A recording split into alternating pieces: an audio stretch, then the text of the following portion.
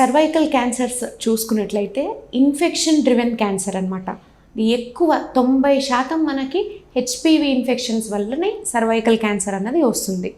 Okay, so cervical cancers high risk HPV types like 16, 18 ఇవన్నీ ఉన్నప్పుడు మనకి అదేంటంటే కణజాలాలని అది కాన్స్టెంట్గా క్యాన్సర్ లాగా మారటానికి ప్రేరేపిస్తుంది అనమాట. వైరల్ ఇన్ఫెక్షన్ ఎప్పుడైతే ఉందో అవి మన బాడీలోని ట్యూమర్ సప్రెసర్ జీన్స్ అని కొన్ని జీన్స్ ఉంటాయి, వాటిని ఇన్యాక్టివేట్ చేసి నెమ్మదిగా క్యాన్సర్ దిశగా ప్రోత్సహిస్తూ ఉంటుంది. సో ఈ ప్రాసెస్ మనకి జనరల్గా CIN 1, 2, 3 అని ఫేజెస్ వారీగా అవుతుంది.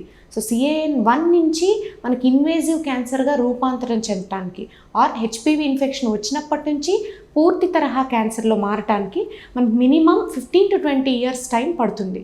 So this is where we can act. ఈ స్క్రీనింగ్ ఇవన్నీ ఎందుకంటే ఇంత లేటెన్సీ పీరియడ్ ఉన్నప్పుడు మనం గనక ఈ ఫేజ్లో తొందరగా గుర్తించినట్లయితే చిన్నపాటి ప్రొసీజర్స్తో చిన్నపాటి ట్రీట్మెంట్స్తో we can give them cancer free survival అనమాట. సో మనం అర్లీగా గుర్తించడం అన్నది ఇంత important. And infection associated cancer కాబట్టి మనకి వ్యాక్సినేషన్ వల్ల పూర్తి బెనిఫిట్ ఉండబోతుంది.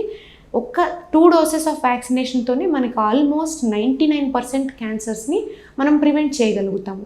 సర్వైకల్ క్యాన్సర్స్కి ఉన్న వేరే కారణాలు చూసుకుంటే జెనెటల్ హైజీన్ పరిశుభ్రంగా ఉంచుకోకపోవటం వలన అండ్ హై రిస్క్ బిహేవియర్స్ అంటే పాలిగామీ మల్టిపుల్ సెక్సువల్ పార్ట్నర్స్ ఉండటం వలన, తర్వాత HIV AIDS ఉన్న వాళ్ళలో క్యాన్సర్ సర్వైకల్ క్యాన్సర్ రావచ్చు, తర్వాత స్మోకింగ్ కొంత కారణం కావచ్చు. ఇవి సర్వైకల్ క్యాన్సర్ కారణాలు. తర్వాత హెచ్పివి వ్యాక్సినేషన్ వలన మనం పూర్తిగా 99% వరకు ఈ క్యాన్సర్లని నివారించే అవకాశం ఉంటుంది.